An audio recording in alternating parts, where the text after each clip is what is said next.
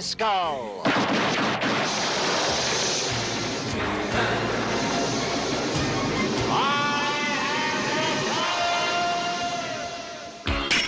Round one. Fight!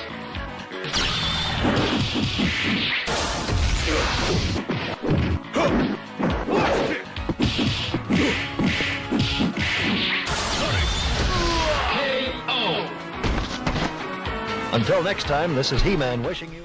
Hey, good evening or afternoon. Some of y'all, good morning. Some of y'all, most of y'all, good afternoon. Good afternoon. Real quick. No, that's not that. Hold up. Real quick. How many days do we have left until Trump is out of office?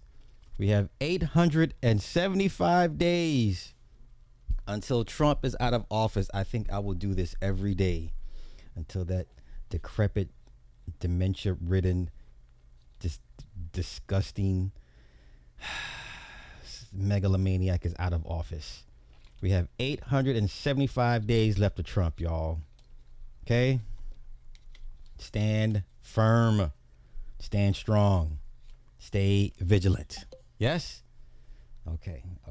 Quick midday stream before I get ready for work.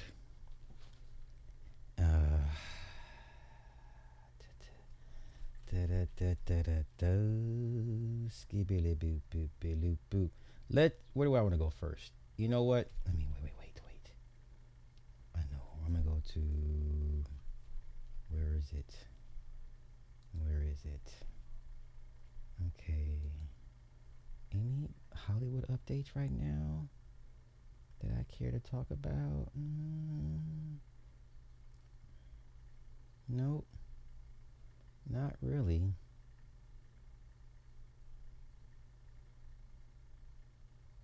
Oh, let's see here.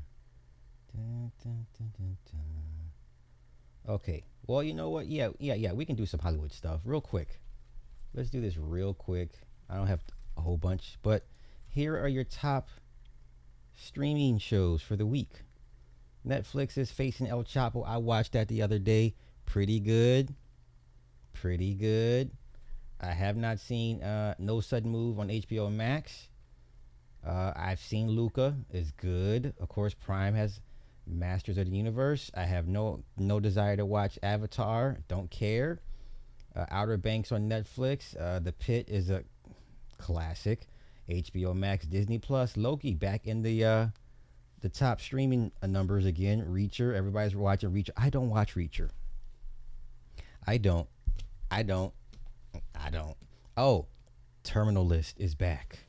So we got Lioness for Paramount. Hulu is Furious. I've been debating, should I watch this or not? Look at this. Days of Our Lives.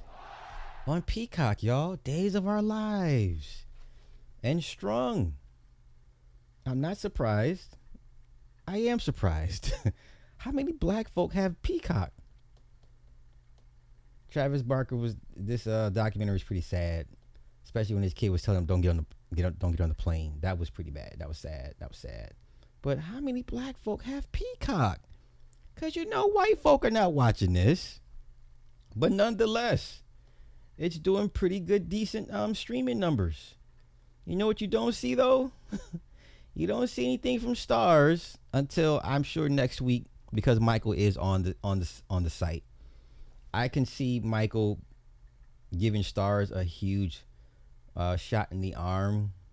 So in the meantime, I don't see Stars. I don't see any Power. I don't see any Fightland. But nonetheless, I'm always forever here to kick in the back of 50 Cent and his trash ass shows.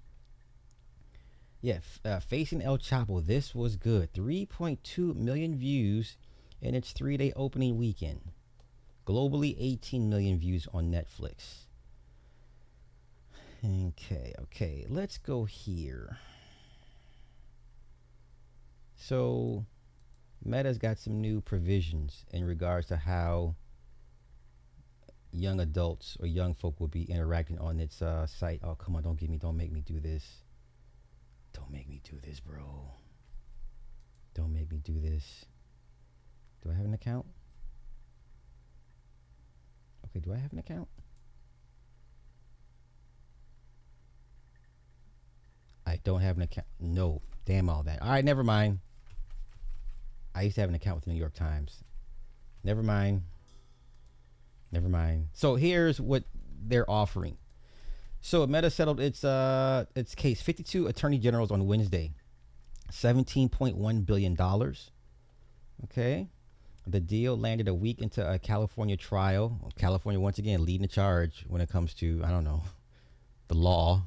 Over claims that Instagram and Facebook were engineered to be addictive for kids right before Zuckerberg was due to take the stand. Okay, Meta denies any wrongdoing, but it's paying out over 10 years and letting a court-appointed auditor look over its shoulder for the next decade. Here's what the changes for under 18s on Instagram and Facebook include. A 2-hour daily cap across both apps. Only a parent can turn it off. A night mode from midnight to 6 a.m. and school mode. No notifications from 8 a.m. to 3 p.m. Hidden like counts, no extreme makeup filters, and the option to switch off autoplay and the algorithmic feed. Meta only pays 70% upfront. The other $5.3 billion only gets released if YouTube and TikTok adopt a 1-hour daily limit. That's not going to happen. Night mode and age checks, and each paying a matching amount. Meta even agreed to stricter, longer limits on itself, but only if YouTube and TikTok get them too. Nothing says accountability like, I'll behave if they have to. Okay, let's go here. Teen attention is inventory, and if these limits go industry-wide, the balances of it shifts. YouTube takes the biggest hit, and it's currently the biggest thing on TV. 13.8% of all U.S. watch time in May, per Nielsen, ahead of every network and streamer. Cap teens at an hour a day, and those hours have to go somewhere. Gaming, streaming, maybe even TV. Okay, what else I got? Coyote versus Acme. This is the movie they put on the shelf. They actually put this movie on the shelf to 3 years ago, and now it's out for people to watch. Okay, so let's see. Yeah, for 3 years. And a distributor bought the rights. And it's out in theaters. Okay. I think John Cena is in this, yeah? Yeah, John Cena is in this one. Okay. Anything else? UTA losing clients. So, Call Her Daddy host Alex Cooper and comedian Nikki Glazer left. Okay. UTS has spent big expanding into sports, consulting, and creators, and some clients reportedly feel like film and TV is no longer their priority.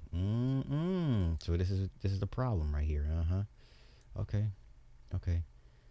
Let's see. Agencies and trades usually swap scoops for coverage, so a CEO publicly going after a report is rare. Okay. Anything else? Annapurna laid off. This is a good studio. I like their stuff. They laid off 30 people. Okay.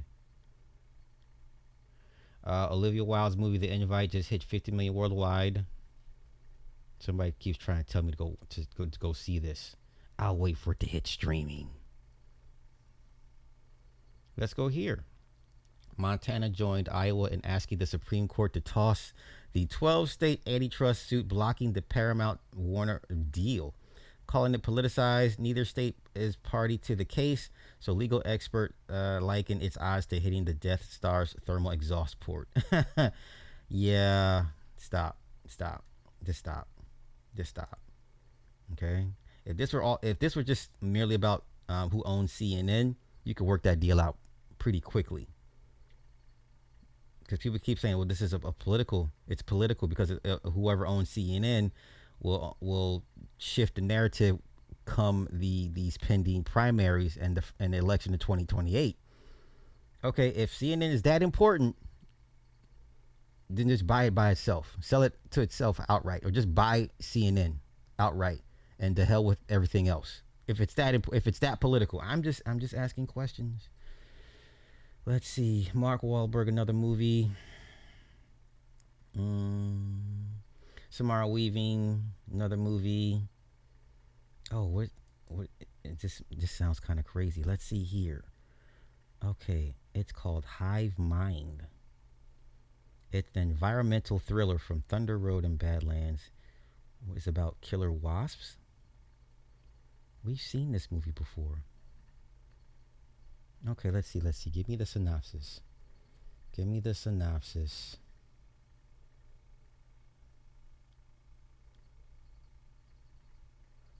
sure you don't give me a synopsis? It's an environmental thriller. That's all we know. Okay, Hive Mind centers on the evolution of a new breed of killer wasps and the small town authorities who team up to prevent a deadly global outbreak. As we report, we come on, like, we've had killer mosquitoes, we've had killer spiders, we've had killer frogs, killer rabbits. I mean, this is lazy. Seriously? A new breed of killer wasps. Has anyone seen Mosquito? The mosquito movie, the killer mosquitoes, the mutated killer mosquitoes. It's a B level flick, right? But that was pretty good. But we've seen this before. Who wants this? Hey, Blanco. Hey, my bad. Listen, my other phone is in the shop, and I know you've been texting me, so I had to go into my Google account, and I'm gonna text you. So just in case you've been texting me, my other phone is in the shop. The battery exploded. Don't ask what happened. Just the battery exploded. It's in the shop. But I'm gonna hit you up on this one. You know what? The scariest spider movie of all time to me, hands down. William Shatner. Oh my God. This is the scariest movie. Oh my God, this movie messed me up. Do you understand? This movie messed me up. If you sit down, push, and only a little poop comes out. You have what? Damn ads. Okay, let's go. This movie traumatized me as a kid. Changing the channel. What the hell's wrong? Now on DVD, William Shatner in the classic web of terror. Kingdom of the Spiders. Why would spiders suddenly turn aggressive? This right here is scientific phenomenon. There's no One minute they weren't there, the next minute they were everywhere. How do we get rid of them? There's There's no not just a few CGI. spiders out there, there's millions of them. And your town is right in their path. The spiders in this area have organized themselves into an aggressive army. He's found another 20 or 30 hills just like the one we burned. Listen, there's thousands of them out there. We'll never make it. What are you talking about? Of course we will. Get caught. The ending, they all get wrapped. The whole city gets cocooned in webbing. They don't get out. They don't survive. This all-new special Oh edition, my God, this crawling movie, man. with bonus features, including an all-new interview with William Shatner. When they had the spiders on me, that was not CGI. Behind-the-scenes footage, director's commentary, and much more. What's wrong? Kingdom of the Spiders. Oh my You God. are their prey. Oh, this movie here, man. Listen. Oh my God. Wait. The airplane scene. Let's watch the airplane scene, and then we'll watch the ending. They don't get out.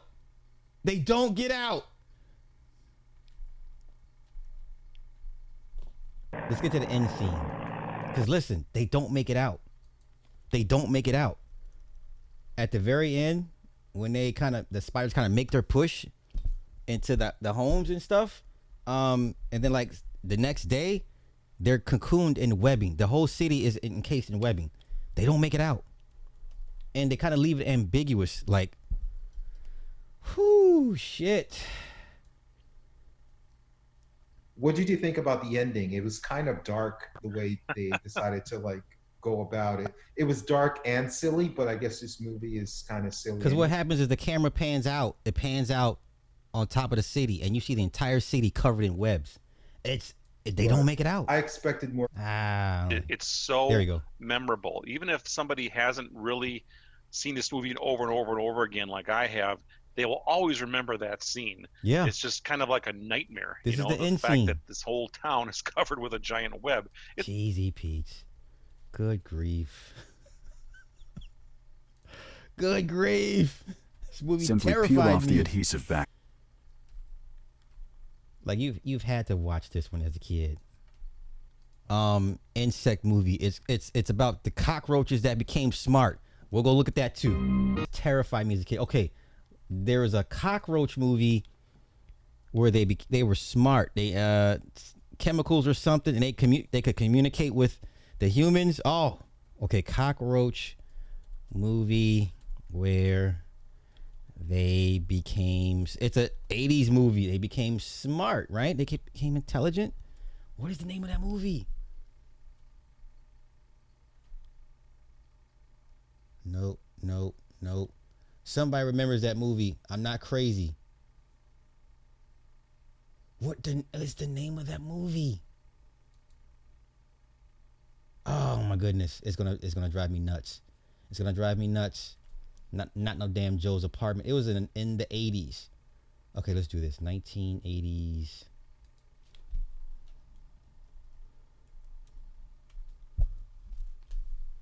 Yo, I love Son of Svengoolie. Like, that man's still alive doing his thing for 50 years. Not The Nest. Oh, what's The Nest?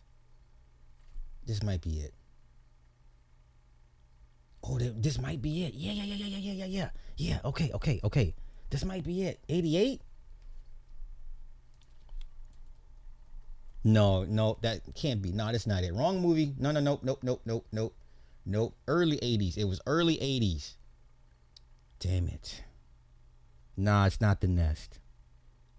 Nah, it's not The Nest, man. The Nest movie, Cockroach. This is it. Yes. Okay, this is it. You're right. It was 88. Okay.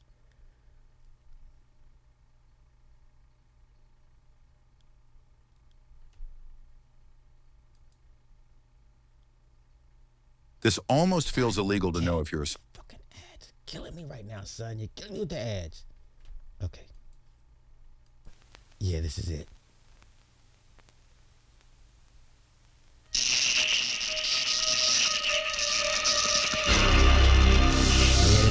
Oh my goodness. This was a good one too. They defied evolution for 300 million years. But now, they're changing.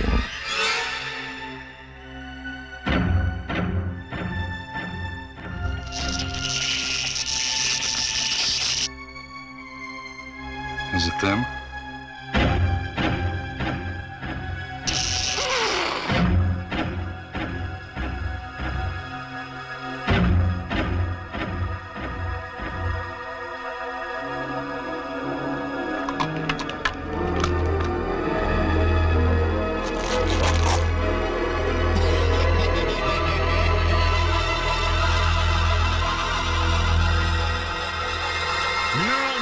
Okay, wrong movie. No.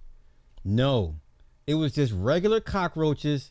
They were exposed to chemicals and they became smart and they communicated by making letters on the wall. Wait.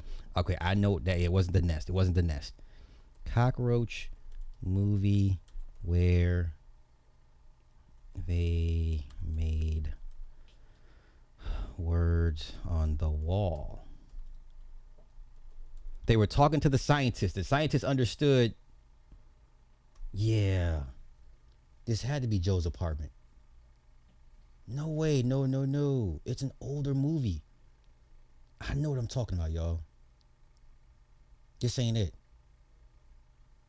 This ain't it. This ain't it. This is not it. Somebody knows what I'm talking about. Let me ask my motherfucking Let me ask my motherfucking thing real quick. Okay.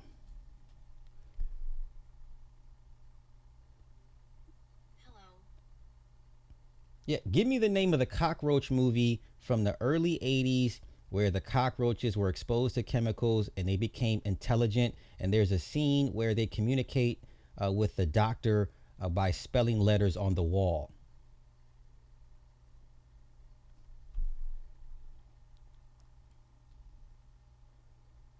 That movie is called Bug, which was released in the mid-1970s. There it is. Glad I could help you track it down. Thank you. Thank you. Thank you, AI. This is it. Oh my gosh. This is it.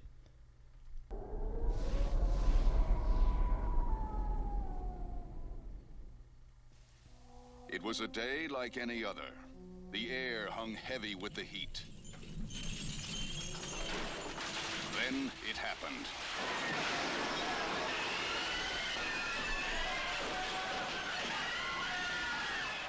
A crack in the land that reached to the very bowels of the earth itself. And the gleaming oh my God, this is it. That had no eyes. Oh! Looked like a rock. It traveled in the exhaust pipes of cars, making fire, killing, and infesting the land with a burning... One man was oh! its secrets, to discover how it grew and what it needed to survive. The Parmiterras will eat only raw meat, any kind.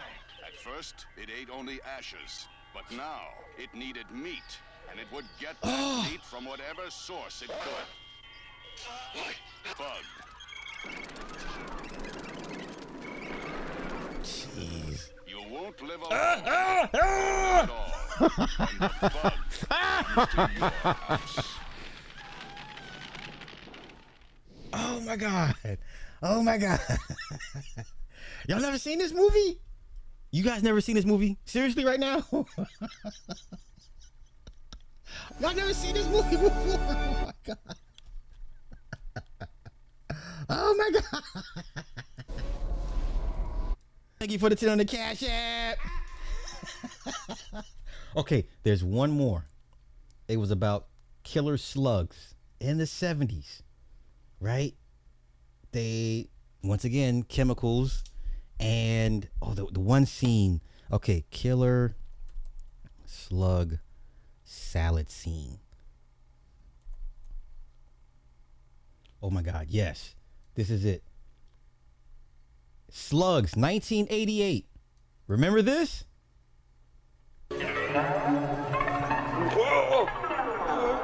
So what happened was a slug got into a salad. They cut up the salad and cut up the slug in it. And remember the scene? Oh my God!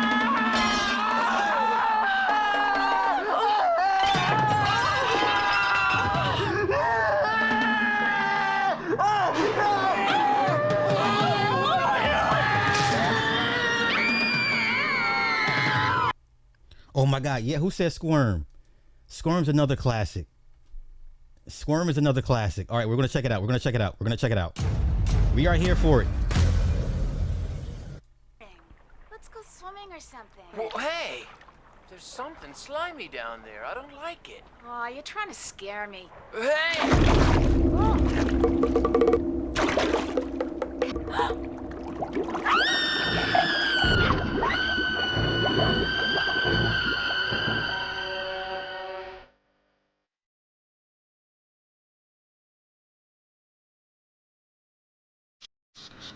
Christ, those things are big. I told you they were big. Big, they're gigantic. That thing bit me.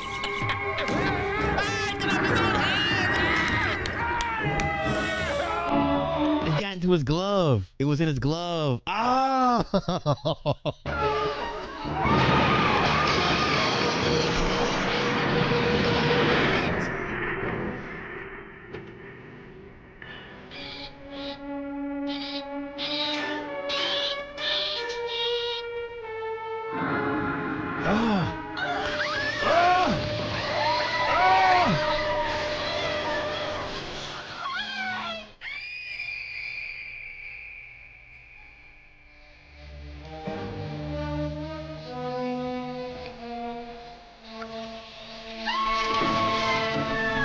this.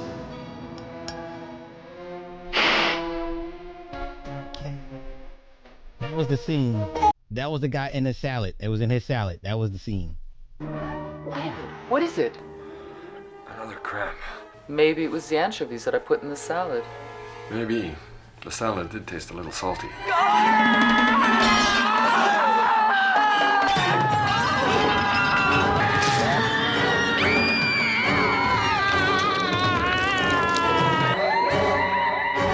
Classic. Oh, listen, 80s horror. 80s horror. Somebody said Squirm. That was bad too, in a good way.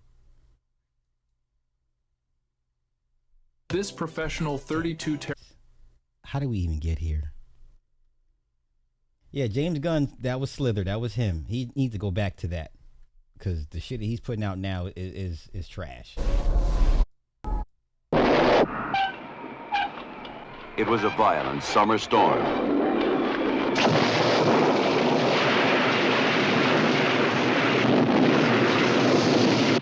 Millions of volts slashed the earth.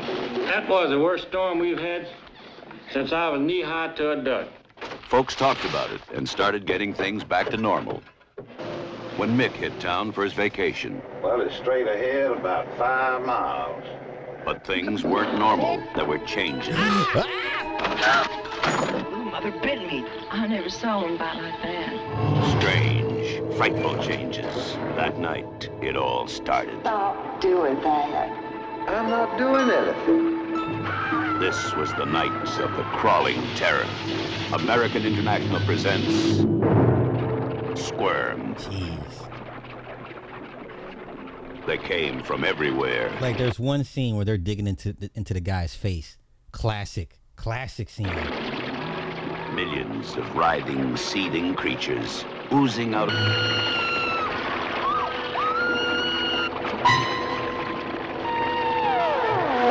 You sweat, but you don't dare move.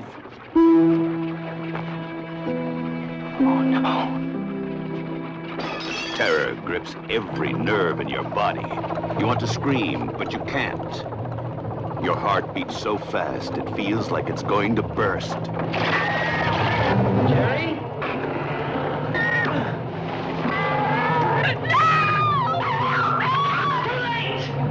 They're dead!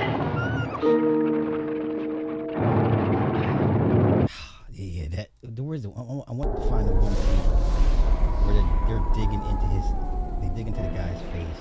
Maybe we ought to go for one more. I don't mind. This is childhood. Holy cow. We grew up different, y'all. We grew up different. Movies were different. Okay? Movies were different. Super different. So we're gonna get Hive Mind. Yay. We've already had the classics. Like, we've had the classics. Anything else? Kate Winslet, Barry Keoghan. Don't care about them. Don't care about them. Don't care about them. So this is what's in the movies this week. The Dog Stars getting shitted on. Low numbers. Coyote versus Acme. Buddy, Idiots, and Colony. Streaming, we got The Whisper Man and The Last Sunrise. Okay. Dog Stars, rough reviews. Tracking $8 to $12 million. $70 million. This is not Jacob Elordi's fault. Ridley Scott needs to sit down. Ridley Scott is the reason why we're not getting the sequel to Alien Romulus. So him and Fede Alvarez got into an argument. So we're not getting a sequel to the Alien Romulus. He needs to sit down and just go away. Like, he's turned into Roy Jones Jr. The last 20 years of his legacy with the movie, with the whole Alien Prometheus decision, making David the father of the xenomorphs, just shitty, man. Ugh, I'm done with Ridley Scott. I'm done with Ridley Scott. Okay, that's that. That is that. Let's go here. The Oscars. I will definitely be watching the Oscars. So 7 movies we're going to be talking about. All right. Let's see. It's still early. Right now. Okay, we got festivals coming up. So we're looking at Project Hail Mary. Right? We're looking at The Odyssey. These are the movies to watch out for the Oscars, especially when the nominations come out. So what we're looking for is best screenplay, best screenwriter, best picture, best lead actor, best cinematography, best score, best music. The same 7 categories we were looking for Sinners last year. All right, so we got 7 big dogs for 7 of the biggest categories. So once again, we got Project Hail Mary, The Odyssey, Michael, The Invite, Obsession. This could be big for indie films if Obsession pulls off an Oscar of any category it's nominated in. I Swear, Toy Story 5. Of course, they're gonna win. They should win for animation, right? Okay, so that's what we're looking at so far.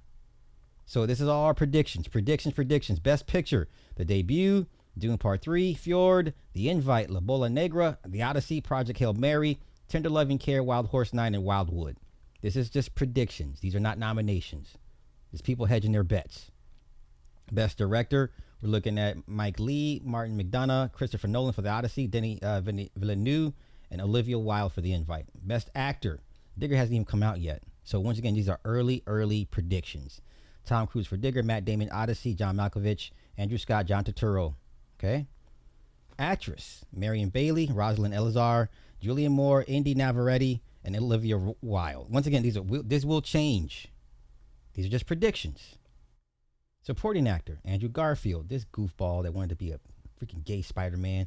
Paul Giamatti, John Goodman, John Leguizamo, Sam Rockwell. What the hell? Hold on. What the hell just happened? Okay, my bad. I don't know what happened there. Okay, let's go. Okay, supporting actress, Penelope Cruz, Anne Hathaway, Sandra Hüller, Samantha Morton, Kato Flynn. Best original screenplay, Debut, Fjord, Josephine, Tender Loving Care, Wild Horse 9. Best adapted screenplay would be Dune, Cliff Booth. This comes out October. You notice they changed the title. It's called The Further Misadventures of Cliff Booth. That's a recent title. That is the new changed title. I'm looking forward to this. The Invite, The Odyssey, Wildwood. Casting would be for Being Human, Clarissa, Dune, I Play Rocky, The Odyssey. Once again, these are all just early projections. Once we get actual nominations, a lot of this will change. As of right now, you don't see nobody for Michael. Nobody's picking Michael for any of these categories. All right? Werewolf doesn't come out till November. Okay? Somebody put I Love Boosters for costume design. I could see that. Michael. Once again, these are projections. What the fuck?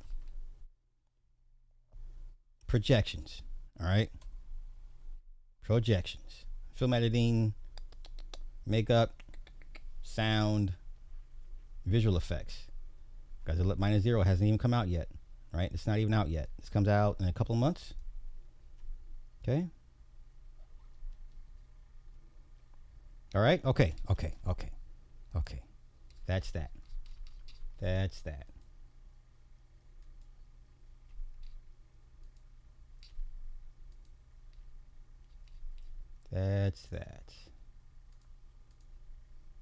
Now, let's go ahead and get to... Oh, did y'all see this? I thought this was fake.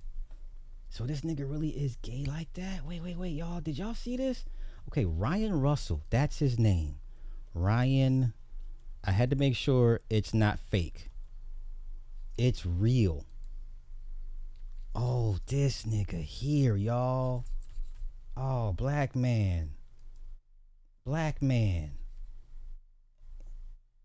It gets even. Look at this shit here, son. I thought they were playing around. This is real. And I went on Twitter. Look at this shit. Oh my God.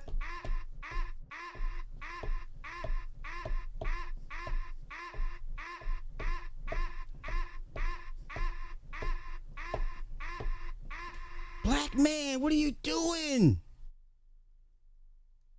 What is this? I didn't know this was real. Look at this shit.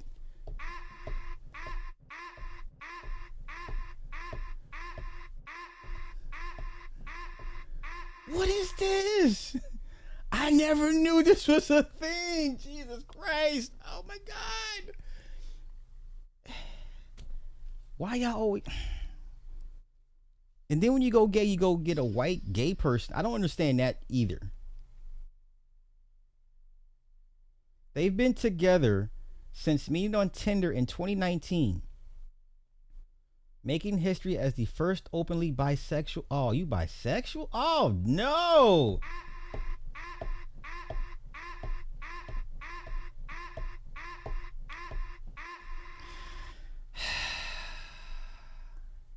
Sir, you're not bisexual. Ladies, stay. This man is toxic to your womb. If you treasure your womb, your vagina, your uterus, your labias, minora, majora, your anus, if you treasure any part of your lady part, stay away from this man. Stay the fuck away from this man. Don't investigate. I didn't know. I thought it was fake on Twitter. Son, I thought it was fake on Twitter. Oh, no. Oh, this is disgusting. This is disgusting. Who the fuck does he play for? What team does he play for? Remind me not to watch their games ever. Look at this. Sadly, the comments under the poster are filled with homophobic, biphobic, and racist rhetoric, making it crystal clear why so few professional athletes have come out. A movie about his life is in production. Lord have mercy. Lord have mercy. The photos are over 6 years old. A TV series adaptation of his memoirs in development. Oh, no, no. No, no, sir. No, sir. The natural order will never accept your kind. I'm sorry. The natural order will never, ever accept your kind like that. It's called the natural order for a reason. But, you know, hey, y'all got it, man. Y'all got it, man. Oh, is this him? The little tink. Oh, my God. Oh, my God. Oh, former. Okay. Whew, shit. Okay. I thought he was still playing. All right. You know what? Now it makes sense. Because you couldn't do this while playing. Former defensive end who played for the Cowboys in 2015, the Bucks in 2016-17, and the Bills in 2018. Okay, so the only reason he's allowed to do this, he's no longer a player. So you okay, we get you up out of here. This ain't nothing. All right, my bad. I thought he was still playing.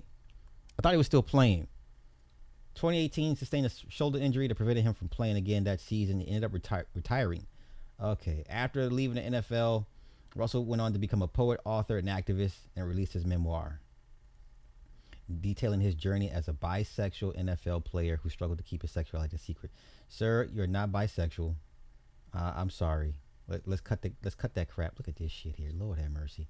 The natural order will never accept you. I'm sorry. Russell came out. Okay, so he came out after he left the NFL. My truth is that I'm a talented football player. No, that's debatable. That's debatable. I've never heard your name until now, sir. Respectfully. A damn good writer, a loving son, an overbearing brother, a caring friend, loyal lover, and a bisexual. No, sir, you're not bisexual. No, sir. We've never seen you with a woman. You're not bisexual. No, sir. Athlete explained why he was fearful about the reaction to his sexuality, considering how few out players there are in any sport, but was determined to stop lying and live as his full self. Judging from the fact that there isn't a single openly LGBT player in the NFL, NBA, Major League, or NHL brings me to pause. I want to change that for me, for other athletes who share these comments. What was the one guy for? There was a one weird guy for Stanford. An NBA player. He goofy. He's like 7 foot tall, useless. And there was another football player, the guy that came out a couple years ago while still on the team. So that narrative has been debunked.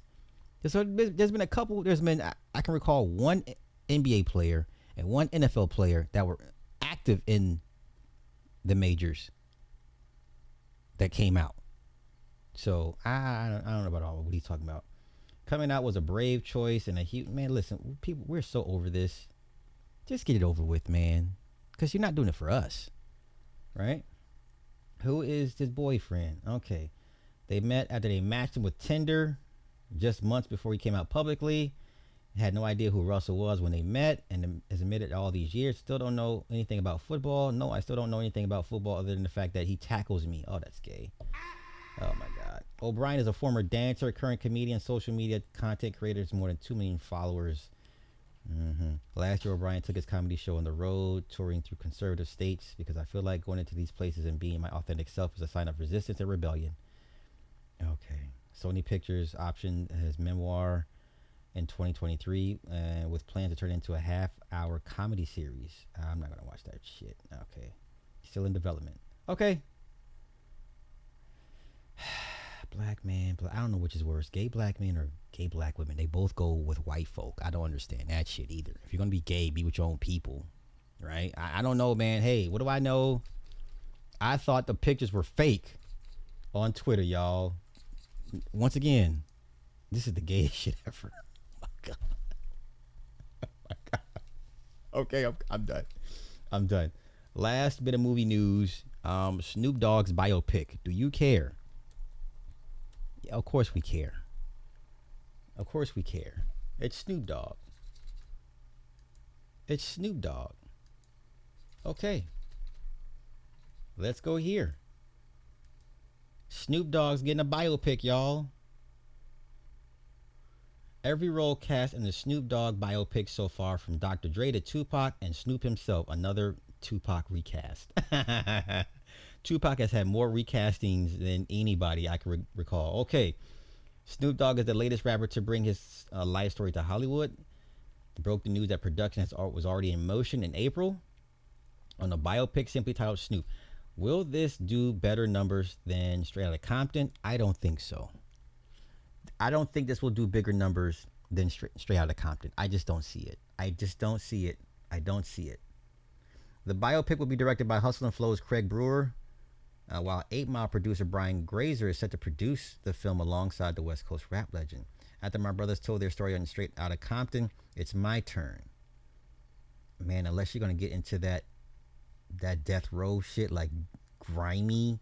If you're not going to tell that death row story properly, don't waste your time.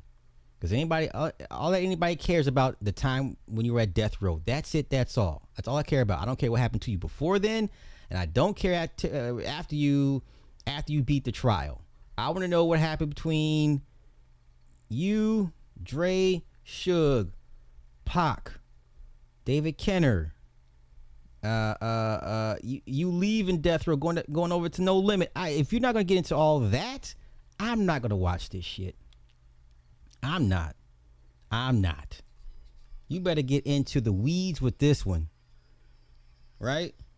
I better see Nate Dogg, Warren G. I better see Daz Corrupt. I better see Lady of Rage. I better see who's the big homie, RBX. I better see some of these guys. If you're not gonna do Death Row, it should be like Snoop, my time at Death Row Records. That's all we care about, is your time at Death Row Records. That's it. That's it. That's it. That's it. So here's the cast. Jonathan Davis. I don't recall seeing him anything. Once upon a time, Nipsey Hussle was offered the role of Snoop Dogg in Straight Outta Compton, which went to Lakeith Stanfield. Nipsey would have killed that. Outer Banks. Okay, so that's why I don't watch Outer Banks. Known as JD will play Snoop.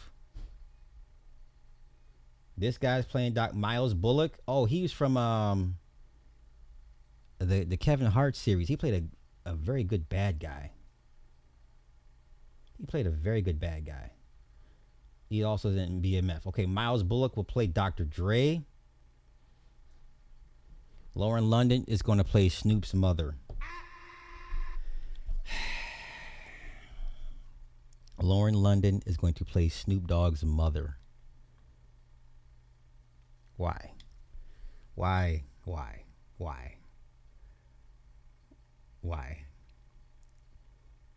She has history with Snoop. Okay. Okay. Why? I don't want to see this. This is guy that playing Pac, Cameron Jones. And to be fair, once Tupac came to death row, that was it. He had the biggest shadow over everybody. Nobody cared about nobody else. No one cared about Snoop or anybody else on death row. It was all about Pac. Once Pac showed up, that was the Pac show. It was the Tupac show. How do you tell that part of the story?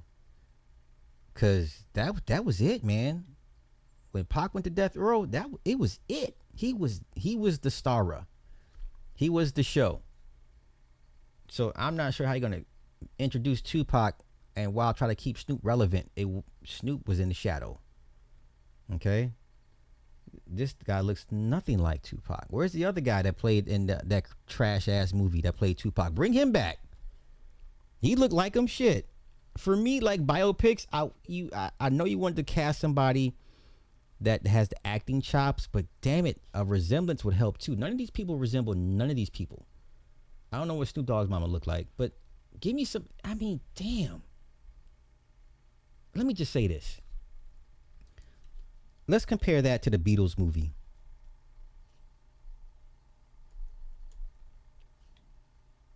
Let's compare that to the Beatles movie casting. And you'll see where I'm going with this. See, I'm gonna keep making this a point. Urban films, where they had makeup, where they had the wigs on, and you could not tell. Look at this shit. Do you understand me? Look at this. No. Cancel. Okay. Look at this. That's how you do a biopic. Look at these guys. Look at these guys. Do you see the difference? Straight out of Compton, got it right. O'Shea, his son, wasn't the best actor, but goddamn it, if he didn't embody and look like his daddy, mannerisms, voice, do you understand? That shit matters. I get it. You want somebody to perform the role well, but look at you. Do you see where I'm going with this? I'm not trying to be a jerk, but god damn, man. Like urban.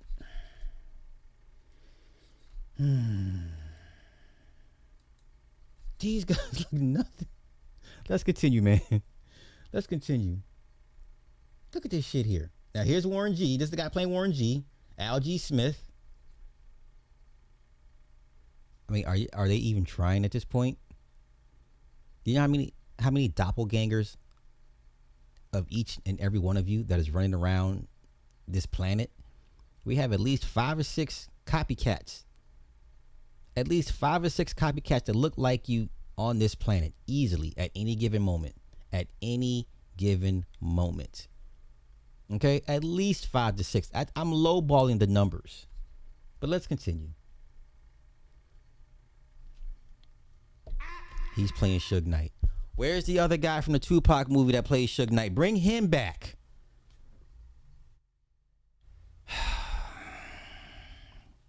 He resembles Warren G. Okay, I need you to get glasses, sir. Where does he resemble Warren G at? Somebody in the chat, help me. Let's help Larry Malone out. Larry Malone says Al G. Smith resembles Warren G. Where, sir? Where does Al G. Smith resemble Warren G? They don't even have the same head shape. Warren G has a more elongated face from top to bottom. Al G. Smith has a more blocky face. What are you talking about? Resemble where, sir? Resemble where, sir? Resemble where, sir? Okay. At this point, I'll just be tuning in for the story and not the character resemblance. Okay, that's fair. That's fair. This is horrible. I'd be pissed. Trey Hale. Okay, who is this? This is Shantae. This is the Snoop's wife, played by Laya De Leon Hayes. They're not even trying, y'all. Same skin tone, that's it. Warren G's a yellow nigga. You do know this, right? Wait. Okay, I got you. I got you. Warren G is a yellow nigga. No, they don't resemble. What? He's yellow. Same skin tone where? I'm just saying, I don't see the resemblance. Okay, let's continue. They don't resemble each other at all. Let's not do this. Let's not do this. But let's continue. To each his own. You see something different. I see something different. And that's okay. I don't even care for. They're not even trying. This guy's playing Nate Dogg. I know. There's a resemblance, Sly. Sure there is. Sure. He resembles Nate Dogg too. Yeah. Who is this guy? Corey Champagne. Who?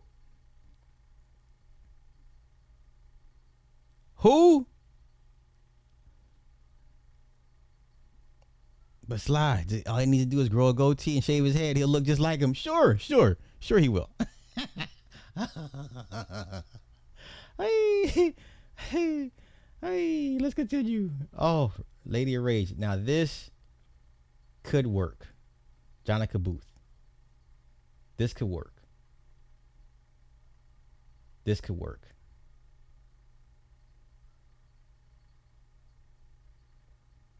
Where have I seen her from? What series did I see her? I just seen her in something not too long ago. This could work. Maybe. Yeah, possibly. Okay. Oh. This is homeboy. This is the guy that plays Carlton. He's an African, y'all. He's a tether. I'm sorry, Club Fortune. He's a tether. We got a tether playing a nigga from Philly that moved to LA. You got a tether. Oli Charlatan. He plays Carlton in Fresh Prince. I'm done. I'm out. No thank you. I'm out. No thank you. I'll pass. This guy's shorter than me. Oli Charlatan is shorter than me. I'm taller than this guy. I am taller than Ali Charlatan. Okay, I'm out. I'm good. I'm out. Hey, you know what? And they don't have to get my money either. That's fine. So I can't cry robbery because there's no exchange here. So I'm not gonna support this. Not just because of the casting, but just because of mainly the entire casting. It's not believable to me. I'm good. That's all we got so far. I'm good. If you're not gonna go into the Snoop at death row, that's all I care about. I don't care about your upbringing, part-time gang Crip member. I don't care. Nope. Are you gonna talk about when he left death row and went to No Limit? You gotta put that in there too. But once Pac shows up, it's the Tupac show. Unless you're gonna heavily talk about the murder case, which has been done to death, but then who are you gonna get to play Malik? Right? Malik doesn't live too far from me. Well, I'll take that back. Malik lives.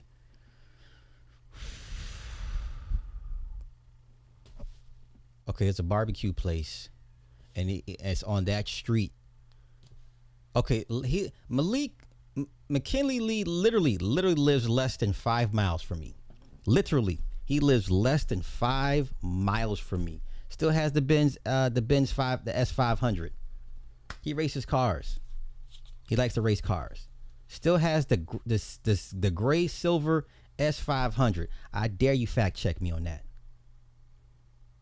He lives literally less than 5 miles from me. Literally. Okay?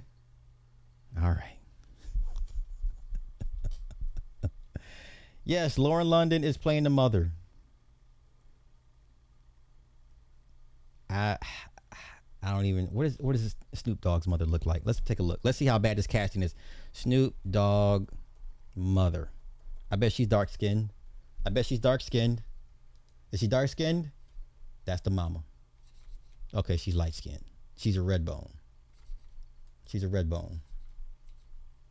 Okay, So they got the complexion right.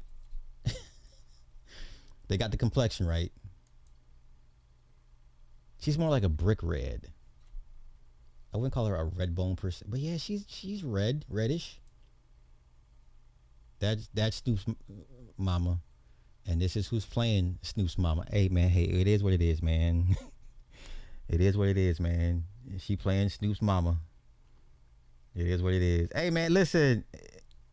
I hope y'all enjoy this. If like I said, if it doesn't get into the whole death row, I don't care for it. Oh, speaking of spinoffs, Bel Air spinoff, Hillary spinoff. Do you care? I don't care. Nobody asked for a Hillary spinoff. I like Coco Jones, but come on, stop. Who asked for this? Who asked for this? Did you ask for this? Do half of y'all even watch Bel Air? Do y'all even have Peacock? Oh, no, I'm good. Okay, proposed spinoff.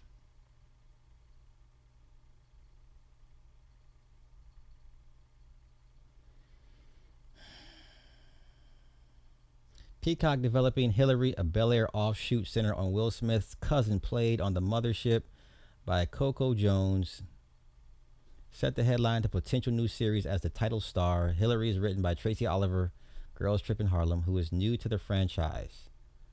I'm good. In the proposed spinoff, after accepting an unexpected job offer from celebrity chef Yvonne Durand, Hillary impulsively moves to New York, determined to prove herself beyond her Bel Air connections, only to find that success, friendship, and love in the city come with a cost she never anticipated. Now remember, her fiance died, right? The football player, he died. He died, right? Yeah, she moved to Costa Rica. So the premise gives Hillary a fresh start in a different path than the one charted in the series finale, which saw the talented chef move back to LA from Costa Rica to launch her own cafe. The spinoff is more in line with the series finale of The Fresh Prince of Bel Air, in which Hillary also moved to New York. I'm good.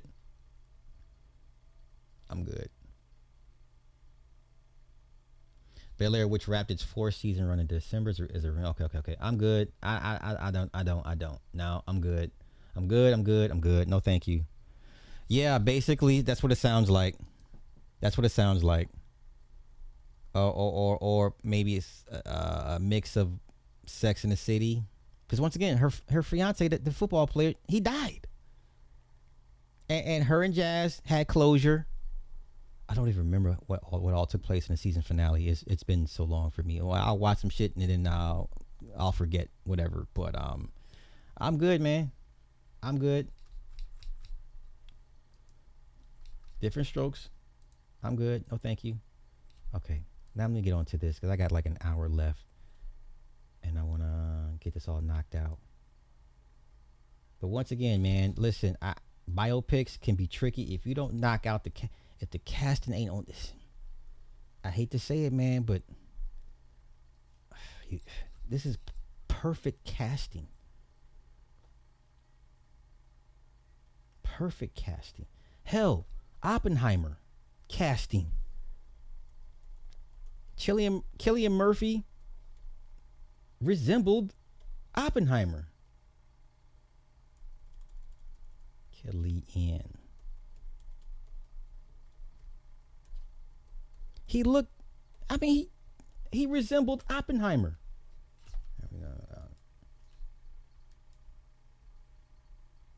Okay.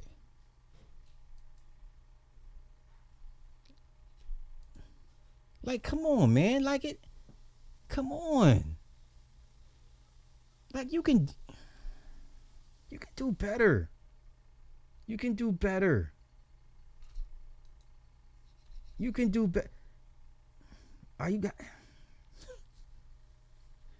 Part of the reason why we watch biopics is because of the resemblance. My God, do I have to bring up Michael for y'all? Are we serious right now? So you're gonna sit here and tell me you don't watch biopics? Part of the allure is like they look like the person.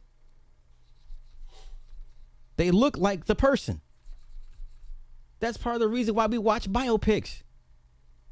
Come on. Don't do this, y'all. Don't do this. Don't be like this. Don't be like this. Don't do this. Don't be disingenuous. Okay? What I do. I'm just saying. Part of why we went to go see this is when we saw Jafar, like, oh my God, he looks like him. He sounds like him. His mannerisms too. His cadence. And then he started singing in the studio. We're like, oh, yeah. Yeah. Something like that. Something like that.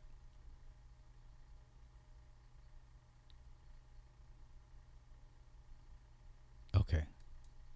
All right. I'm done. I'm done rambling. Let me. If I piss y'all off, it's like racist. I always talk about black stuff. I mean, come on. I want our stuff to do well, but I want it to be done well as well. Damn, is that a bar? I want us to do well, but I also want us to want to do well. You can't skip on these things, man. Come on, look. One more time. Now you can say, hey, if you think I'm a hater, that's fine. Like, Sly, I think you hating, bro. I think you're a little jaded. Okay, fine. Maybe I've been around good stuff for too long. Okay? Bring back Lakeith Stanfield at this point. I'd rather Lakeith Stanfield play Snoop at this point. I don't know. I don't know. Okay? Okay. Thank you. Yeah. Let's bring that back. Yeah, let's bring that back. Yeah. What are we talking about? What y'all talking about? Part of the reasons why we watch biopics is of the resemblance. Do they look like the person? Okay? Do they look like the person? All right, once again. This is whack. This is whack. I'll let this one go. This is hella whack. Super whack. This guy's playing Tupac. Where does he resemble Tupac? Exactly. You have to care. I agree. And when I say that shit out loud, it's like, oh, come on, you what is wrong? What are you, a low-key white supremacist? Like, no. But I want us to want to do well. This guy's playing Tupac? He's Warren G. Okay. Here's your Suge Knight. What was that other movie? What was the name of that Tupac movie, y'all? What was the name of it? Was that All Eyes on Me? All Eyes on Me casting. Let's compare their casting. Demetrius Shipp, that's him. Demetrius Shipp.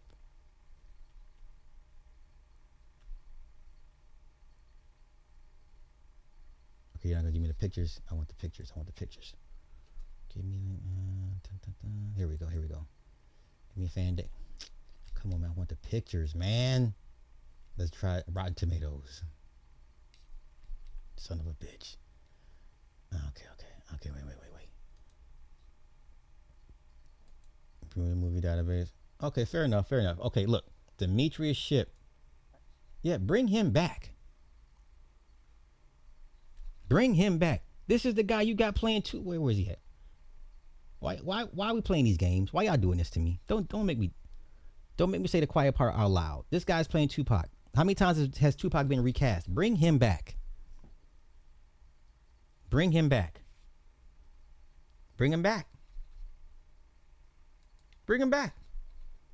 she not look like Afeni? That was a good cast. Jamal couldn't act out of a paper bag, but he embodied the essence of Biggie Smalls. Yes, fair enough. I'll overlook the bad acting, but do you look like the person?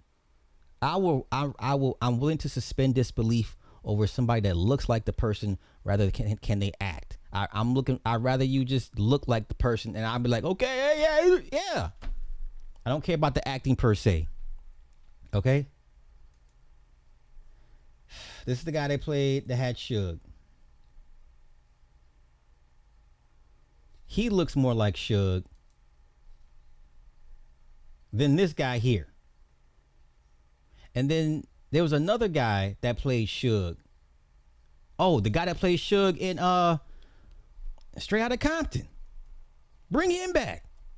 I know he ain't working.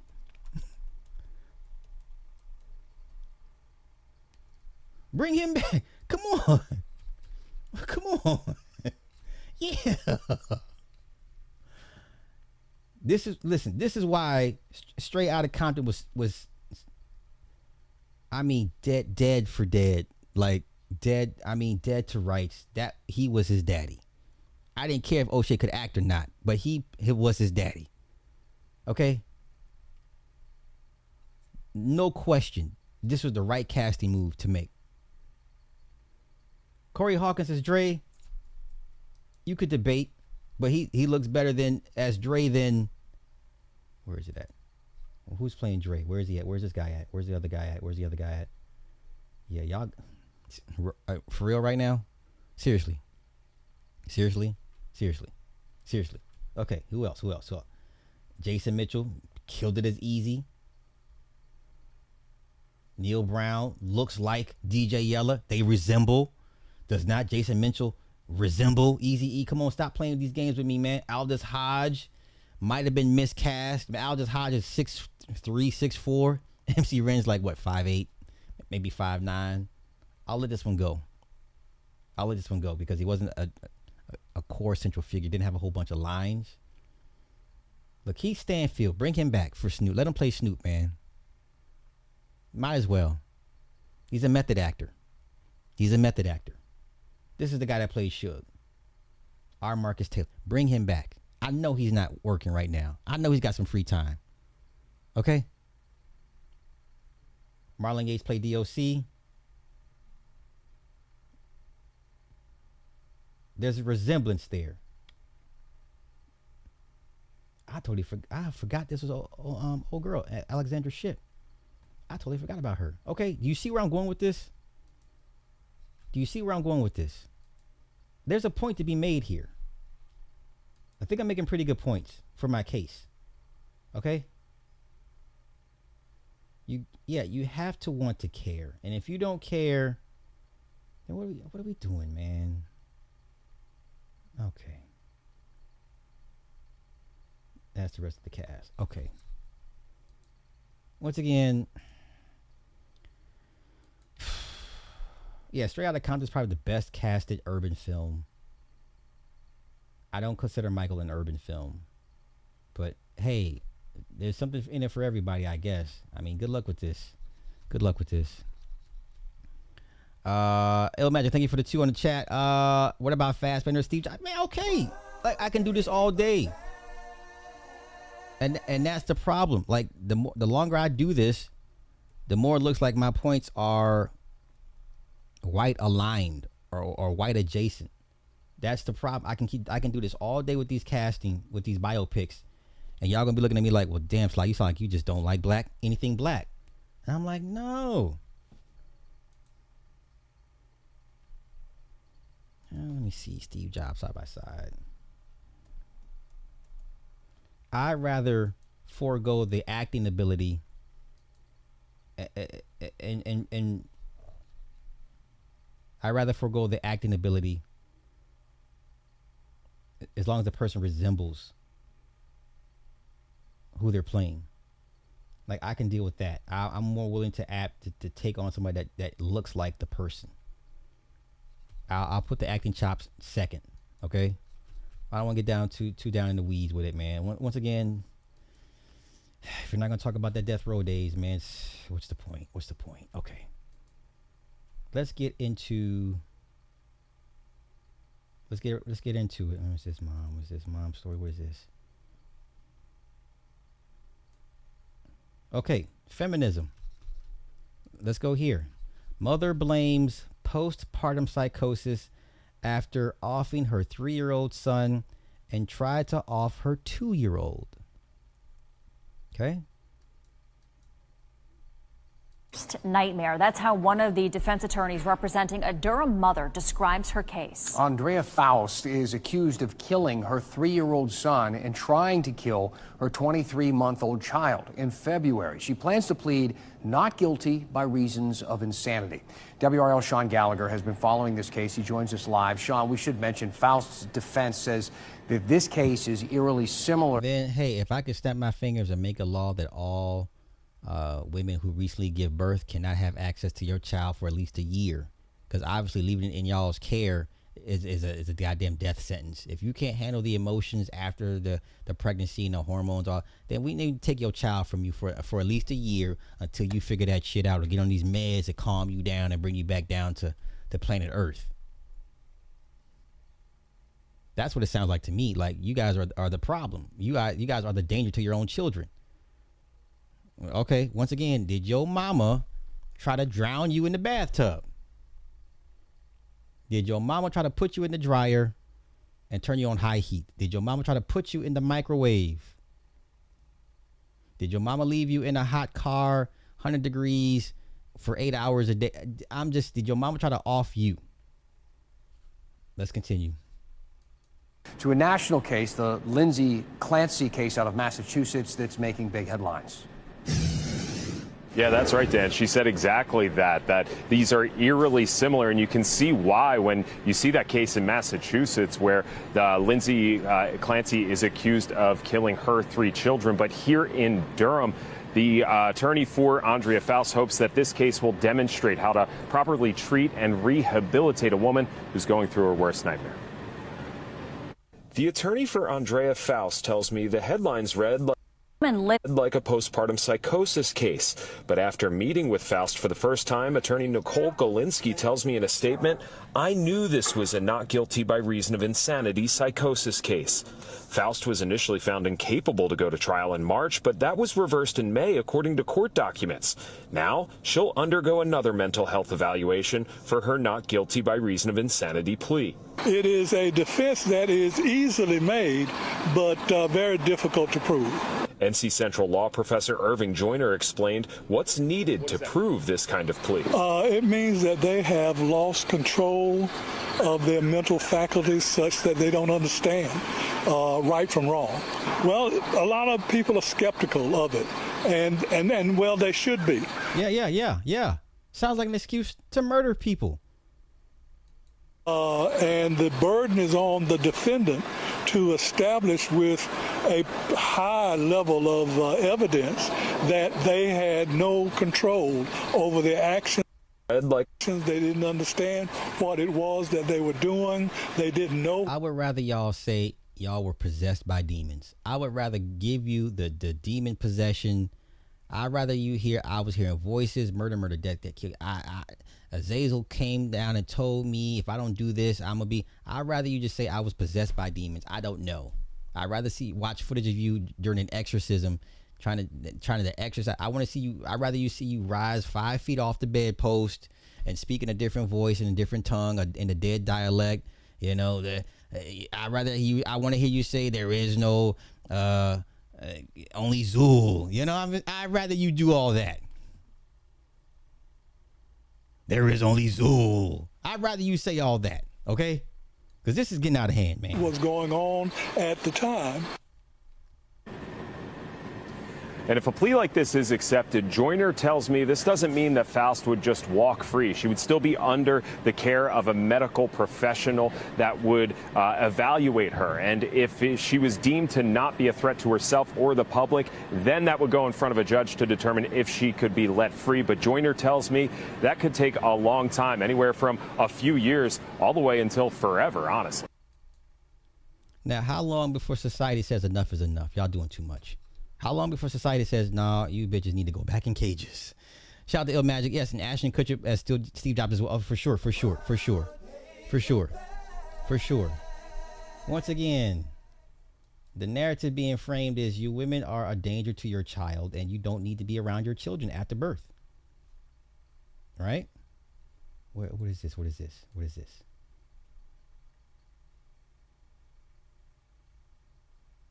Okay. Let's continue. It ain't just white women. Look at this shit here. The courtroom as the mother who admitted to killing her baby daughter was found not guilty by reason of insanity following a 2-day bench trial. Now I blame society for this. You don't punish these women. You don't hold them accountable. This is society's fault. Society allows these women to do whatever they want and get away with whatever they choose and please. This is a breakdown of society when the women can just do whatever the hell they want with no repercussions. This is a complete breakdown of society. That means it's all of our faults. As to count 1, aggravated manslaughter, the defendant is not guilty by reason of insanity. As to count 2, attempted murder in the first degree, the defendant is not guilty by reason of insanity. I ain't see one And tear. as to count 3, attempted murder in the first degree, the defendant is not guilty by reason of insanity. I ain't see Moments one tear. after learning she would not be convicted, Precious Bland spoke briefly outside the courtroom. God is good. Wow. This doesn't bring back my daughter. I ain't see one tear. I'm thankful. I love my children. State prosecutors tried to prove that this mother of 6 killed her 15-month-old because she told investigators her husband was cheating. The voices and the COVID psychosis is a fabrication and an embellished story.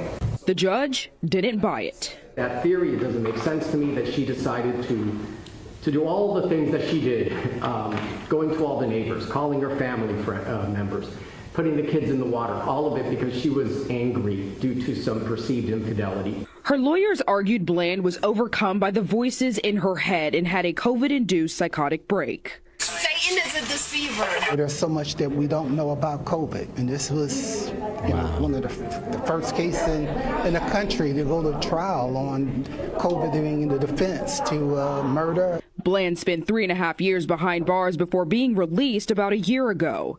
Now, after a judge cleared her of criminal responsibility in her daughter's death, she says she's focused on moving forward. I'm just ready to get my life back together, my husband and my children. Man, you better not miss a child support payment. Just move forward. God forbid you miss a child support payment. Tears filled the... God forbid you miss a child support payment. Society allows this to take place. I said before, so society will always make excuses and let women to just take care of women and children. When society says enough is enough, put these bitches back in cages. I think it's time, or bring in Sharia law. Pick your poison. Pick your poison. Let's see here. Okay, let's go to now. Lindsay Clark's case is in deliberations, but let's get some more or not so much backstory. But this is the sentiment. This is the sentiment with this woman. How the exercise band. Explain to me how the exercise bands, mommy's exercise bands, were used to strangle the 3 children, and the pressure necessary, the force of exertion to use them as opposed to some other ligature such as a rope. You still have women trying to blame the husband for this. And the woman, she had a nanny. The husband hired a nanny to help her. To start with, an exercise band is kind of this stretchy latex rubber. You have to put pressure on it to hold that pressure on the neck. Now, you know how long it would take for you to strangle somebody with an exercise band? A CPR dummy of a baby here with me. And what it is the ligature is placed around the neck and then pulled tightly, but then mom's got to maintain that pressure to get the knot put into place, which is actually somewhat difficult to do. So once that's done, all you need is 4.4 pounds of pressure around the neck to cause enough pressure to blood not be getting to the brain. And as long as that's maintained for 3 to 4 minutes, you've killed the child. Explain to me. It's not the nanny's job to make sure the mother doesn't off her children. So let's not even. She had she had help. It's not the nanny's job to make sure she doesn't off her children. Just like it's not the husband's job to make sure he has to leave work early every day so she doesn't off the children. Come on, stop that.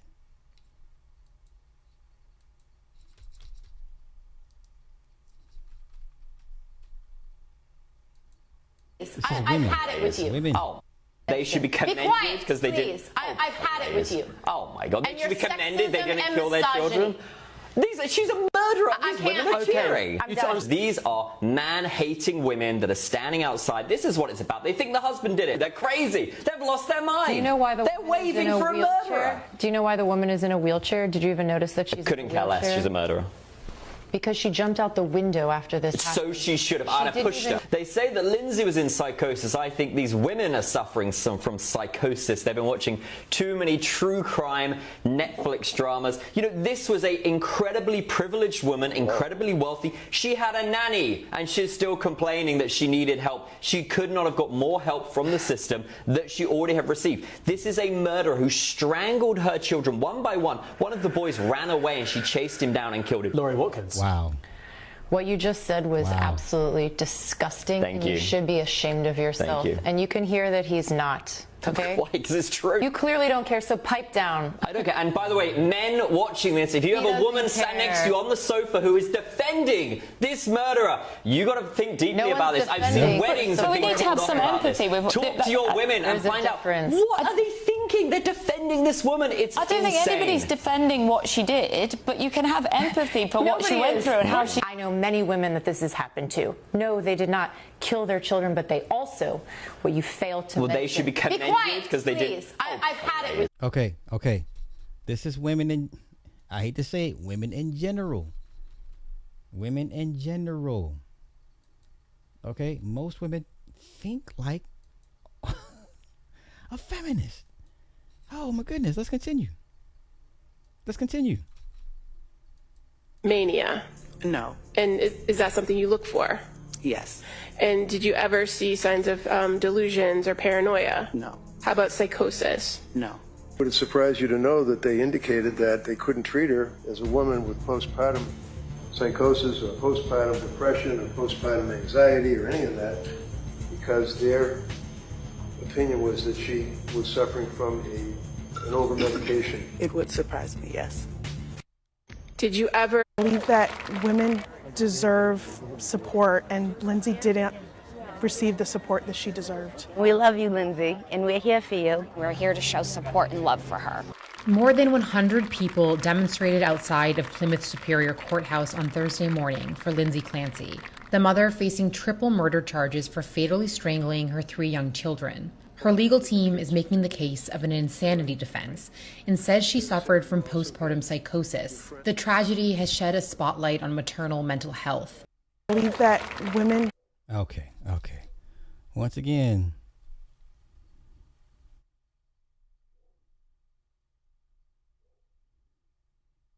let me see, let that.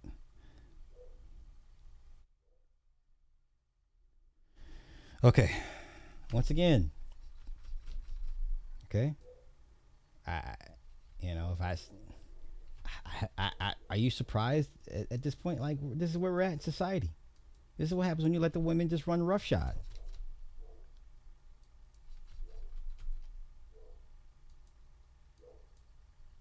Oh, come on. If we could just scroll down to the October 25th entry. And I would just like you to read this portion of the note. I would read it, I'm sorry, but I'm having some difficulty. Pay attention.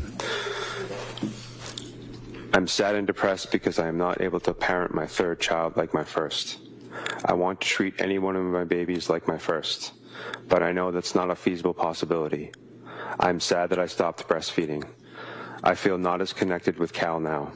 I think I sort of resent my other children because they prevent me from treating Cal like my first baby. Let's continue. And I know that's not fair to them. I know that. I was feeling so depressed last evening when Cora and Dawson came home from school. I know it runs off on them, so we had a pretty rough evening. I want to feel love and connection with all my kids. I'm also probably having a bit of an internal conflict because my whole life I've wanted to have a lot of kids. I still don't want Cal to be our last, but I have a lot of figuring out to do before I have another. I'm on the fence about starting a new medication for anxiety/depression. I just want to feel happy. I want to be able to relax and take care of my kids. The husband hired her a nanny. Still wasn't enough. Okay, still wasn't enough. Okay, let's continue. Last one. Let's go.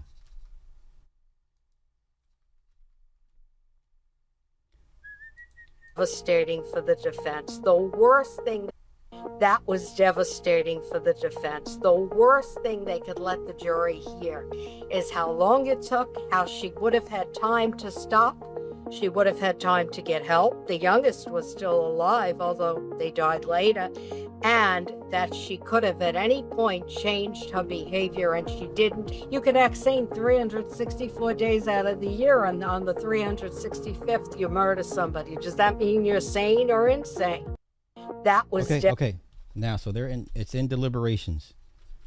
They're officially in deliberations. I hope they cook this broad like a Thanksgiving turkey. Lindsay. I hope they cook this broad like a Thanksgiving turkey. Slowly.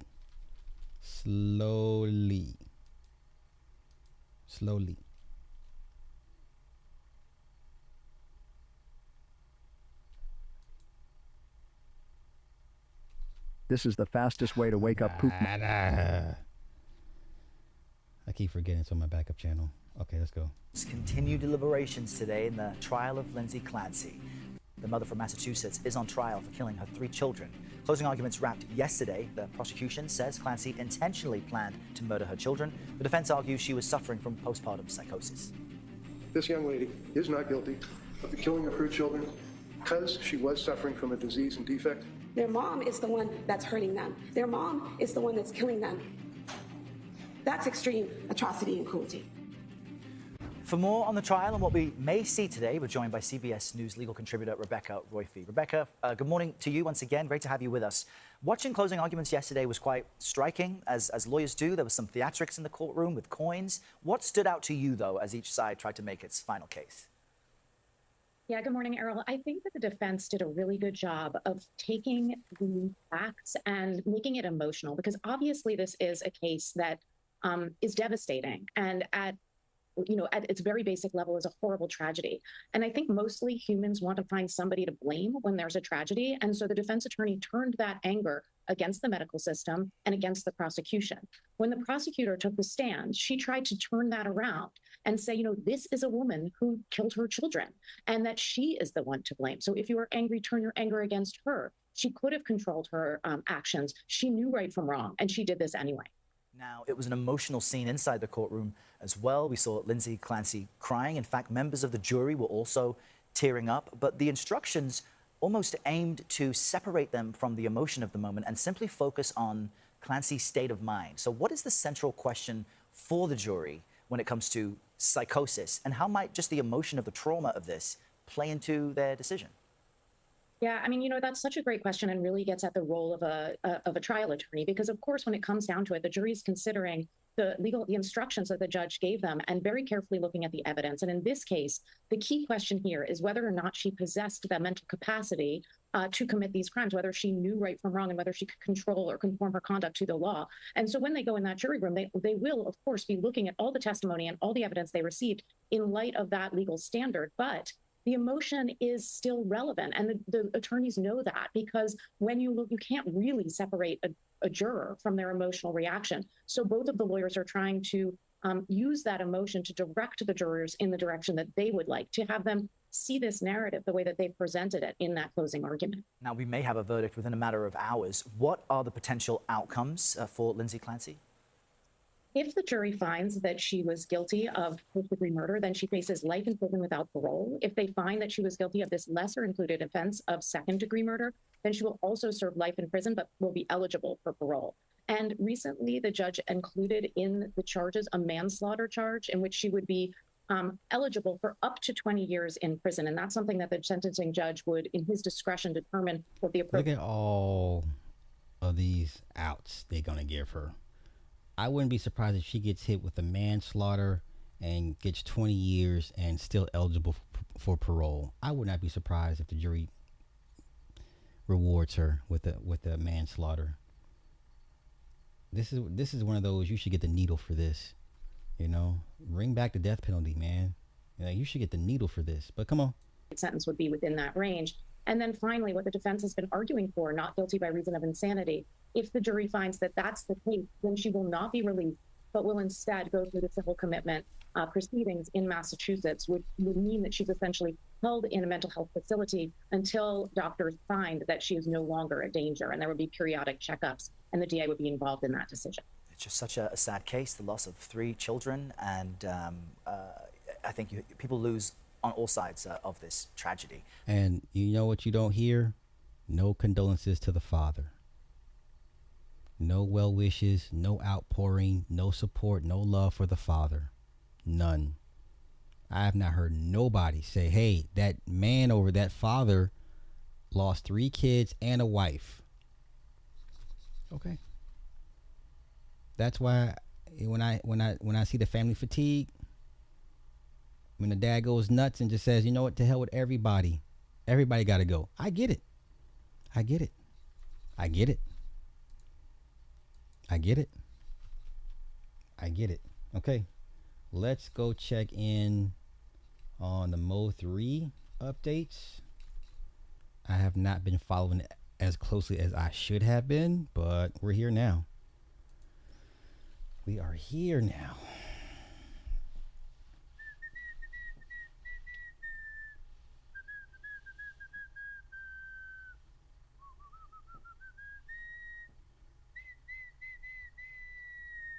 Once again,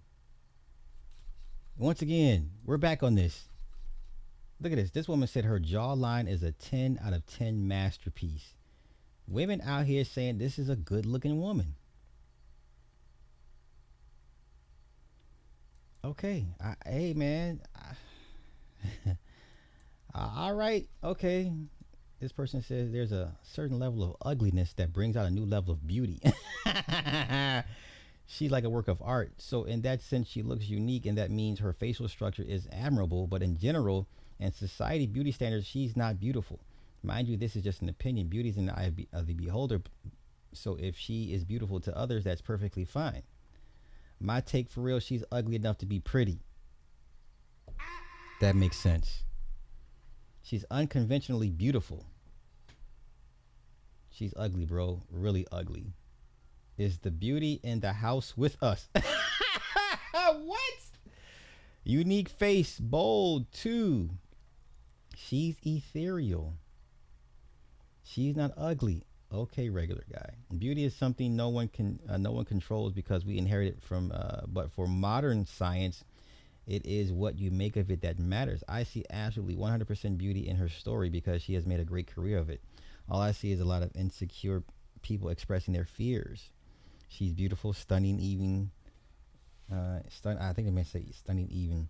The only reasons some people might disagree is because of modern beauty standards, and that's just something that's been reinforced by media. She's so unique and beautiful. I don't understand why people are hating. Everyone change their facial structure to look like beautiful girls. But if everyone looking the same, is it really worthy? Being beautiful is not about golden ratio. It's about uniqueness, I think. She's not ugly, but she doesn't look human, kind of like a duck without a bill. I don't know. Again, nothing against her. I'm not even kidding. She isn't ugly. She looks pretty damn hot. I wonder if anybody noticed that big ass mouth she had. It's consumed like 3/4 of her face. This one fits Swallow Destiny if to open. Okay. She looked like SGA. Oh no. No. Is this a compliment or an insult?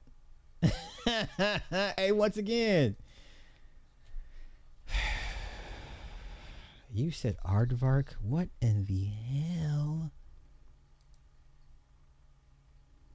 Now remember, when this person first came out years ago, she was listed as a man. Now all of a sudden, she's a woman. Hey man, make of it what you will. Let me see what everybody else says under her thread. Okay. I wanted to say something, but a unique alien.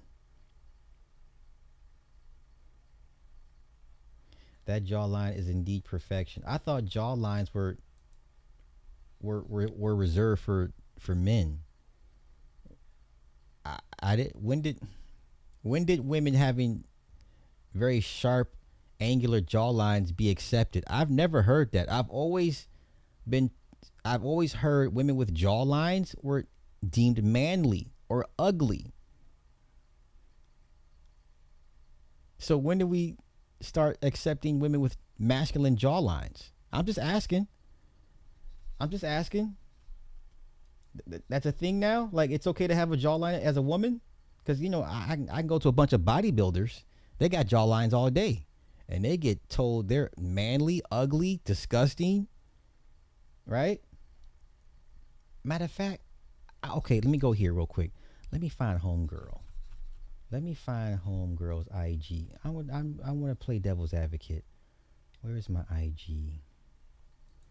Where is she at? Let me find her IG page. Where's she at? Where's she at? There's a woman I follow. She lifts. She works out, of course, because, you know, that's what I'm into. Where's she at? There we go. Here we go. I found her. This woman all day long gets hit with she's ugly, this, ugly, that. K.A. Jordan, kill it before it lays eggs. This isn't a troll account. This guy's account is for real. And this isn't the first time someone's told me to be unalived. And you can't, I mean, I think this is bottom of the pit stuff. You can't get any worse than that. I've got family, I've got friends. I don't think these people, you know, his family would appreciate anyone else saying that to him. I think it's fucking disgusting. Anyway, you enjoy that hard-boiled egg you're eating with any luck you'll choke on it. Actually, everything. It'd be even better if you had a dildo shoved so far down your... I like her, but she gets called everything under the sun. Like, she gets... Let me see. Let's go here. Fanny like a Subway turkey on ham Italian. She clearly has a jawline, and yet her feed is flooded with a lot of people that just don't think she's attractive. Now, she has a whole bunch of guys that like her, trust me, but the trolls or the negative comments far outweigh the positive comments. Okay? Why, bro? Why are you looking at my fanny for? You're fighting for your life in my comment section because you've got fuck all else to say. I don't know why you're trying to zoom in on my private bits. It's a bit strange, to be honest, but obviously I've got a bigger fan base than you. So you have a good day. You have a very nice Wednesday evening, and you take care, you silly cunt. This woman gets inundated. I've got to share this because they're just getting absolutely outrageous. Look what he called her. You look like Play-Doh, you trend-addicted tit licker. You look like Play-Doh, you trend-addicted tit licker. Sorry, since when was I a lesbian? Like, this guy, he rags around these shitty land. This is all she does is get hit with comment after comment. I mean, her shit is so flooded. She clearly has a jawline, right? Clearly. Now, once again, I didn't know it was okay for women to now all of a sudden have jawlines. Okay? Fellas, I don't think you're going to go for a woman like this. Or I think you're going to hesitate at first because you're like, I don't know if that's a man or not. That's the first thing that comes to your mind. I don't know if this is a man. I don't think most men are going to try to... Now, white men, I'll go there. I think most white men would jump on this without questioning if it's a man or a woman. I think most brothers would be like, hold up, pause, wait a minute, wait. What are you? Respectfully. Are you sure? Okay? And I can guarantee she ends up married to a white guy. I guarantee she ends up with a white guy. Most brothers are going to be like, no. Okay? I could be wrong, but I you're not, no, brothers not going for this. They're not. The majority of them are not going to go for this. No, they're not. I could be wrong, though. I could be wrong. Okay, let's get to the Mo3. Let's get to Mo3.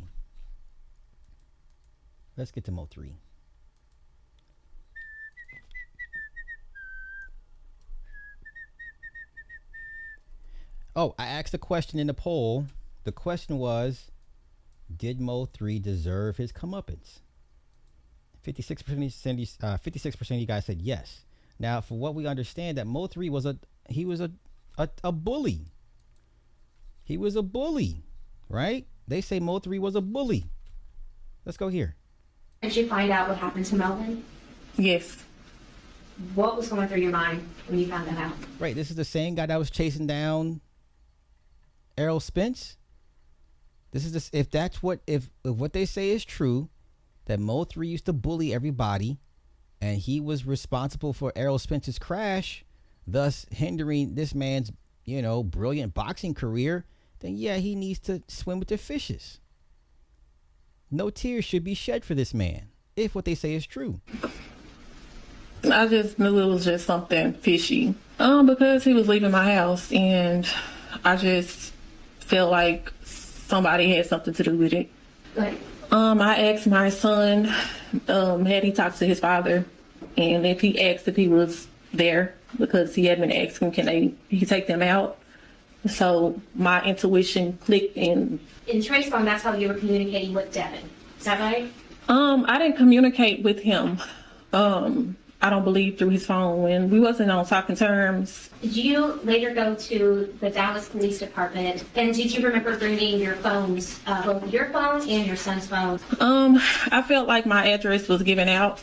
I felt like somebody had followed him from my house, where I feel like... Ma'am, it feels like you set him up. Let me see if anyone else thinks shot up his car trying to meet a bitch because he was thinking with his dick, and that's how you get backdoored. Yeah, that's the one he went to go see. Okay. I bet you told your baby daddy he was there. You got that man killed. Trying to blame it on the child is nasty work. Locked this bitch up. Yeah, that's what it sounds like. She backdoored him. Sounds like and seems like she knew more about the situation, like she had something to do with it. She is the person she felt had something to do with it. Niggas killing each other because of the pee. Pee is everywhere, dude. Yeah, you can't be throwing your life away over this chopness. She lined him up and trying to blame her son. That's how I took it. Nigga pulled up to smash the killer's BM 30 minutes before getting dumped on the highway, and her own son ran and told daddy. That's not a coincidence. That's you volunteering for the plot. Wow. Attorney, did you or did you not call your father and say that Melvin was in your mother's bedroom getting a cracking? Is it a yes or no, sir? Y'all better stop going to these bitches' house. I don't know how many times I gotta say it. Yeah. Okay. Nah, Mo3 was smashing old girl to prove a point and to have shit to rap about, but going to her crib was crazy, and trusting her was even more crazy. That's devious. Used his biological son to kill his stepdaddy. Tried to be the dad that stepped up and turned out to be the dad that got stepped on. I try to tell y'all, hitting another motherfucking BM ain't a flex. Creating your own BMs is a real flex to me. Okay, a lot of you dudes acting like you don't F around with women. Every motherfucker in here has done some dumb stuff for that pussy. Quit acting like you've never been. Man, fuck, I'm gonna dip to her crib real quick. Yeah, we've all been there. Okay. Let's play who get more time. This nigga or Dirk for sure. Learn this young. Don't go to house. Don't sleep at their house. It's always a man lurking, an ex nearby, a crazy dude willing to crash out, a controlling baby daddy. I had a nigga try to get in bitches' houses multiple times. I learned that lesson. Okay. Yeah, it sounds like she lined him up.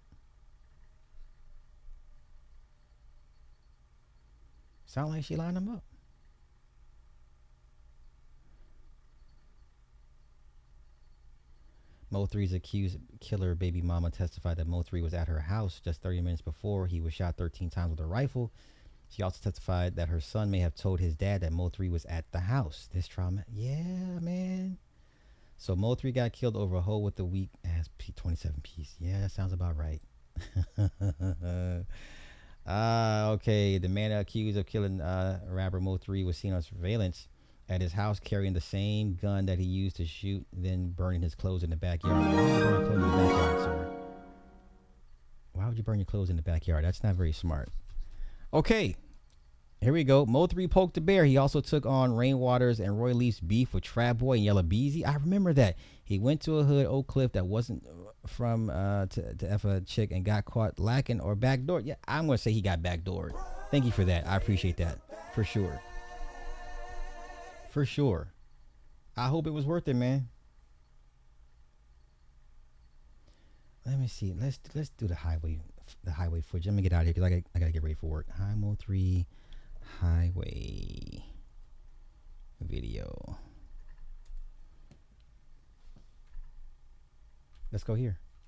August 26, 2026, the first day of testimony in Q and White's murder trial. Retired Dallas County Chief Medical Examiner Dr. Jeffrey Barnard took the stand following the lunch break and detailed the injuries suffered by Dallas rapper Mo3. Barnard testified that Mo3, whose real name was Melvin Noble, sustained 13 rifle wounds during the November 11, 2020 highway ambush. He determined that Mo3 died from multiple rifle wounds and classified the manner of death as homicide. However, Barnard clarified that his medical findings could not identify who fired the shots. Earlier during the morning session, prosecutors accused White of being the masked gunman who chased Mo3 along Interstate 35, allegedly as part of a murder-for-hire plot arranged by rapper Yella Beezy, whose legal name is Marquise Conway.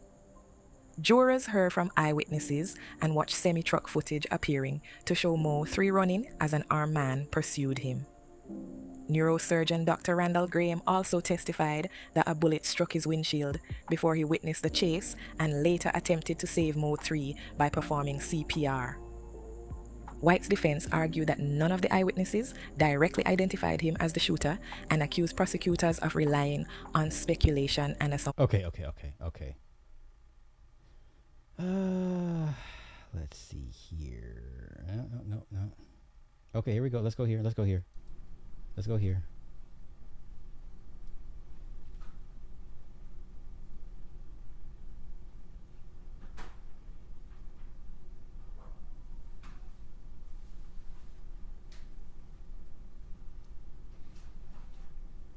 So why did he?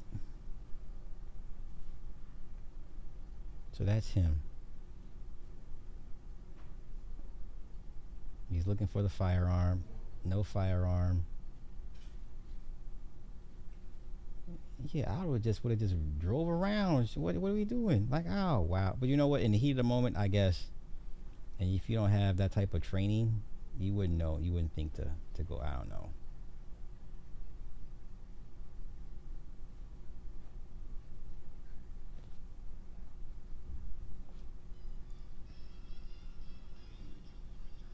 Okay, that's him running back after he done murked him. Man, do you know how long them highways in Texas is? You know how big those highways are, man, as far as lengthwise? Man, listen, we would have drove till we ran out of gas. You know what I'm saying? Or we would have drove to the police department. I don't know. See, that's him swerving. That's him in the, okay, that's dude in the front. Okay, so he's already swerving to get away from. Okay, so let's go there. Okay, let's run that back. Boom, boom, boom, boom, boom. Okay, there's a black Corvette. Oh, that's them up there. Okay, so he already knew what time it was. Okay, man, you on the freeway. Yeah, we about to go do some NASCAR racing. Ain't no, why would you stop? Bad tactical positioning. Where are you gonna go? Oh no, that's bad. That was just bad decision. We're on that road. Yeah, we're gonna just be swerving and throughout traffic. You're gonna have to catch me. Yeah, there was no reason for him to pull over. That was not smart. And you didn't have your firearm with you. Okay. All right. That's all I got. I'm gonna get out of here. I gotta get ready for it. Thank y'all for coming through. Maybe tonight. Don't hold me to it, so we'll see. But once again, thank y'all that came through. Everybody that donated time and energy and all that good stuff. And we'll do it again. We'll do it again real soon.